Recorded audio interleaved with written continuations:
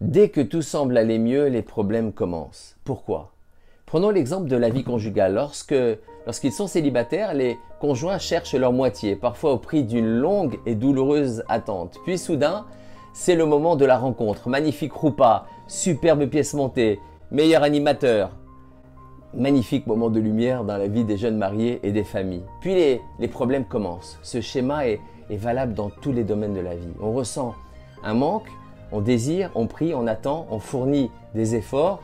Puis la délivrance arrive enfin et son moment d'obscurité également. Dès qu'on s'approche d'une lumière, d'une vérité, Hachem plonge immédiatement l'individu dans l'obscurité afin de le tester. C'est le passage du Emet, la vérité, au Emet, l'Ehamito, la vérité vraie.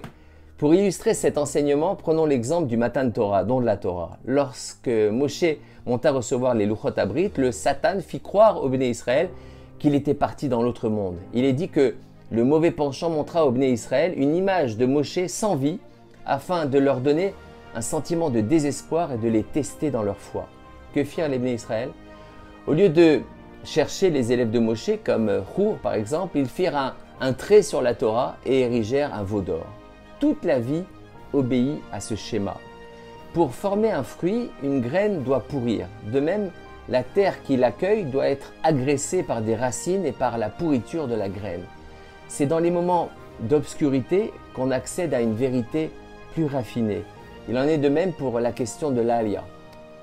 Nombreux sont ceux qui font leurs calculs, essaient de venir en Israël, puis arriver aux portes du pays, surprise, accès refusé. Certains rebroussent chemin, d'autres essaient d'une autre façon.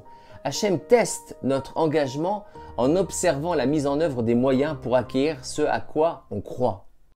La première radio Breslev francophone, 24 heures sur 24.